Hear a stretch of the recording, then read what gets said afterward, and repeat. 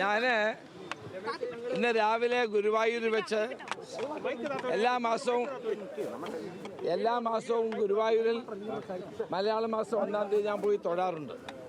ഇന്ന് രാവിലെ അവിടെ ചെന്നപ്പോൾ പത്രപ്രവർത്തകരോട് ഞാൻ കാര്യങ്ങളൊക്കെ പറഞ്ഞിട്ടുണ്ട്. അതിനപ്പുറത്തേക്ക് എനിക്കൊന്നും പറയാനില്ല.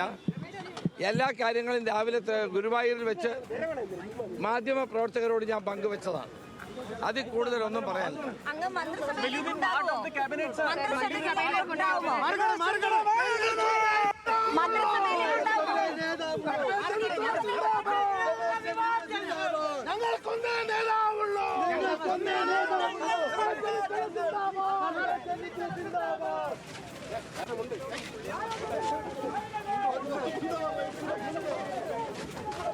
മന്ത്രിസഭയിൽ ഉണ്ടാകുമോ എന്ന ചോദ്യത്തോട് അദ്ദേഹം പ്രതികരിച്ചില്ല.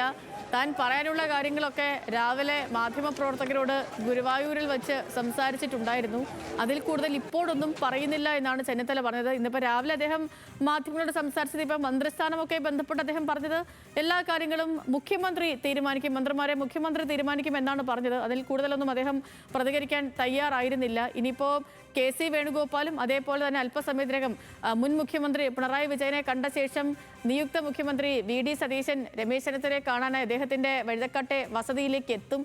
അപ്പോഴൊക്കെയും ചെന്നിത്തല സ്വീകരിക്കുന്ന നിലപാട് എന്താണെന്നറിയണം. മുഖ്യമന്ത്രി സ്ഥാനത്തേക്ക് എത്തുമെന്ന അവസാന നിമിഷം വരെ പ്രതീക്ഷിച്ചിരുന്ന ഒരാളാണ് ചെന്നിത്തല. അതിനുശേഷം ഈ ഒരു പ്രഖ്യാപനം വന്നപ്പോൾ അദ്ദേഹത്തിന് അതിനൊരു നീരസം ഉണ്ടായിരുന്നു. അത് അദ്ദേഹം പ്രകടമാക്കുകയും ഒക്കെ ചെയ്തിരുന്നു. പിന്നീടാണ് അദ്ദേഹം ഇന്ന് ഈ ഒരു പ്രതികരണം, ഈ വിഷയത്തിൽ ഒന്ന് പ്രതികരിക്കാൻ കൂട്ടാക്കിയത്.